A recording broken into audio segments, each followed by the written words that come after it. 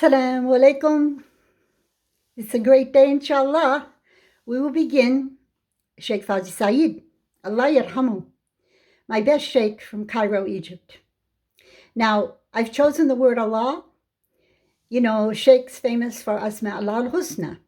So the first ism, min ASMAA HUSNA, the first, you can say name, or we call it ASMAA. ASMAA means a name, it's a noun.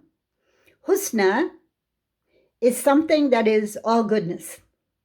So now, before we begin this, I would like to do a little prelude, taqaddum, introduction of why this is going to be probably the best thing you'll ever learn. No, it will be the best thing you'll ever learn. And I'm so grateful that Allah caused me to know it and to give it to you, especially in these times where people aren't sure of what's going to happen. What's going to happen for you is the best thing that will ever happen to you in your life. You're going to stop saying God. Now, this is the intro. The word God is not the word Muslims should be using. Now, you might think it's no big deal because it's in America. Well, it's a huge deal because his name is Allah, but you didn't really feel it before because you didn't really know anything about it before. That's why this day is going to be a great day for you in your life, and you will understand why I am so vigilant. Whenever I see the word God in an Islamic book, I just cross it out. I scribble over it. Listen, the Buddhists say Buddha. They're proud and pleased to say it. And the Hindus say many different, Shiva, Krishna. They have thousands of their quote-unquote gods. So there are the Buddhists, there are the Hindus. Now, as far as the Christians go, well, you can choose. Would you like to say Jehovah with a J and a V? Or would you like to say Yeshua with a Y and a Sh?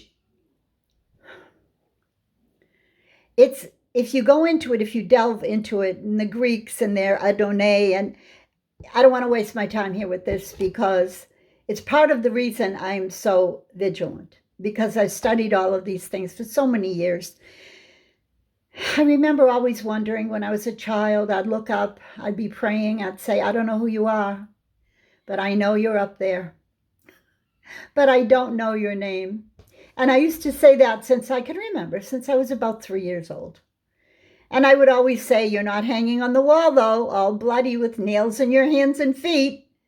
And that crown of thorns dripping blood into his eyes. And I told you, I started nun school when I was 3. I went to a nun's private nursery school. So my intro will be brief. It's just going to involve a little clarification of why Allah made this word such a big deal when I was a tiny child and I didn't even know his name.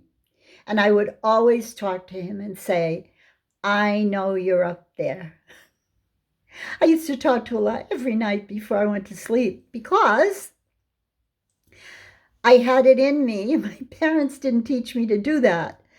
And I never stopped thinking about Allah and religion. I was a focused child on anything that had to do with the unseen. Even though they gave us picture books in Catholic school when I got to, first grade, of Jesus walking in Galilee and Jesus walking in Cana and Jesus walking in Jerusalem. But I would always say, who are the other people there? And the nuns did not like that. And they would say, what do you mean other people? And I said, the ones that wear the thing on their head and like there's camels and there's the desert. They would say, oh, those are the Arabs. You have nothing to do with them.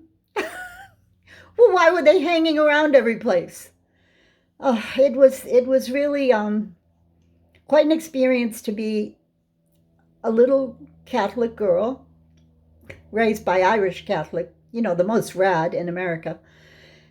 The Italians were Catholic, but they weren't rad. They didn't do all this studying and worshiping the Pope. I mean, In Italy, I guess it was a little bit heavier, but not in America. So I always knew I was weird and different. Now, one of the things I always knew, and I want to tell you because today a great scholar, Shaykh in America, try to get it. It's on my Facebook page, and I sent it out to so many of my friends about racism, classism, based on everything, not just your color, but your socioeconomic, etc. He made a wonderful lesson, and he was calling out this person. I don't want to say his name. It's Walsh, but whatever. Not Waltz with the TZ. A journalist who promotes this. And why can't I prefer white people? And why can't I live with all white people? And what's your problem with that? Do you know when I was a little girl, I was obsessed with the other people. I was. And even when I went to first college, then university, I always wanted to make friends with the other students who were not like me, because I was bored with the homogeneity of my existence, being so Irish Catholic, so surrounded by no one else, because my dad didn't allow me to have Protestant girlfriends. I was just bored by myself. And I think that's one of the reasons, you be careful with children growing, because they will often do the opposite of what you forbid them from doing. A little aside. I know you love my little asides. My mom was always on a diet because she had 8 children and she wanted to continue to look glamorous when she went out. And so we never could have, she never had cakes and cookies in the house. The only thing she would allow, if we were good, she would allow us to have ice cream. Well, guess what I turned into? I turned into a total sweets addict. Really an addict. And still, not a day goes by that I don't have candy or cookies or cake or something like that. And I love to bake. So when I went to Catholic school, they sold candy twice a day. They would spread it out on the nun's desk. You could run a tab if you didn't have the money right then and there. And we would have 2 recesses. Both of them, the nun would have the candy spread out. Now, the reason for that was Duran's confectionery was right next door to where the school was, and they would donate candy to the school. And they knew that the nuns would sell it, and that would be some income for them. But they never told us to rinse our mouth out. Forget brush your teeth. They didn't have kids, so. But as I look back now, I was filled with cavities. And I don't know. This might be a little bit too much of an intro for you, and you're saying this is not connected to the word Allah. Oh, it so is. So I'm going to give you this last reason why I say it so is. My family was prejudiced against the J people. And my mother more so, because my dad was in business and he had to deal all the time with banks, etc. And my mom would say bad things. So what happened to me, I internalized all of that.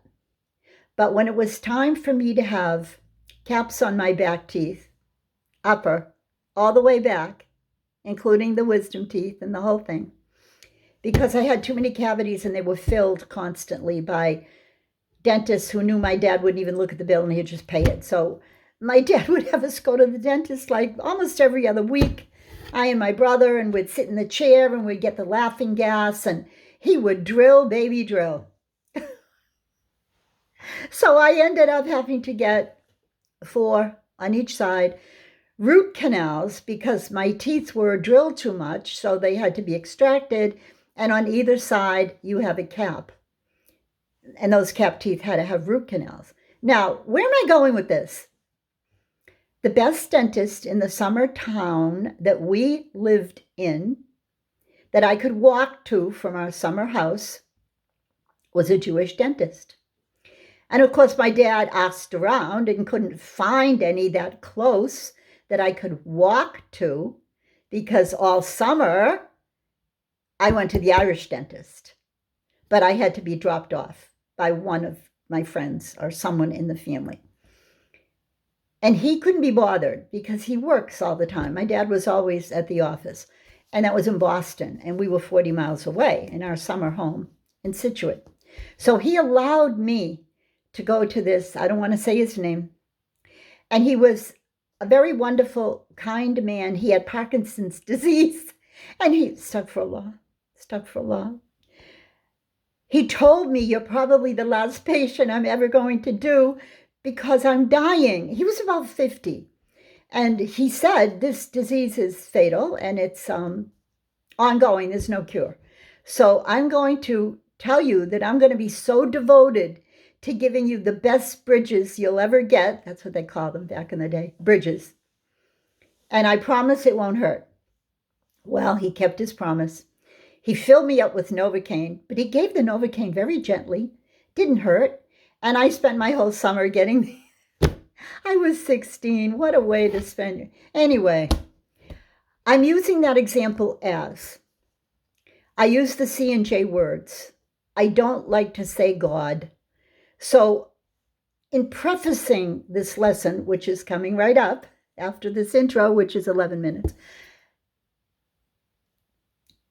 be sure that I don't have a prejudiced, racist bone in my body against anyone of any faith, persuasion, or color, or socioeconomic strata. I just don't have it.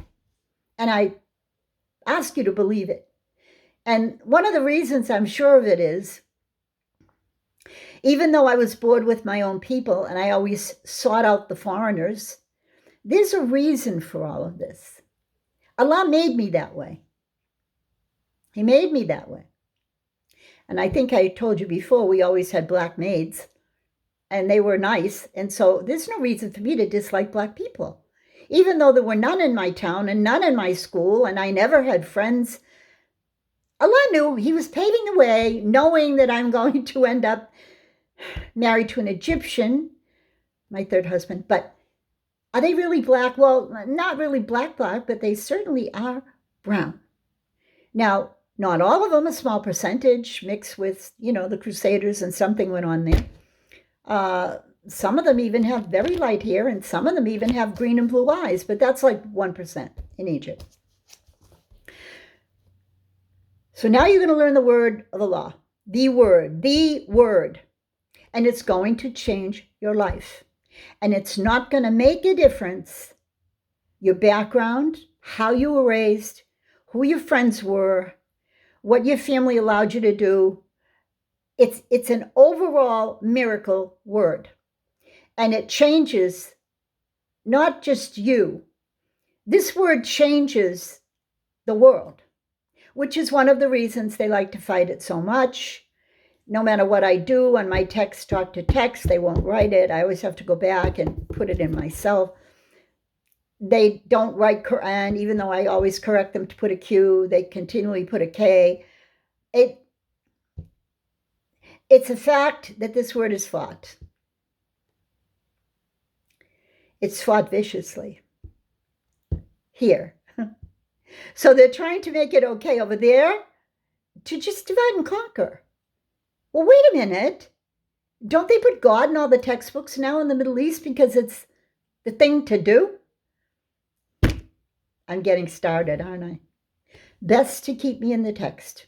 So I will now end this lesson, the intro lesson. I will start the first lesson of the meaning of the word Allah. And it should not be more than today, a half an hour. I'm going to try to take it slow and easy, okay? So I'll see you soon, within minutes. Assalamu alaikum wa rahmatullahi wa barakatuh.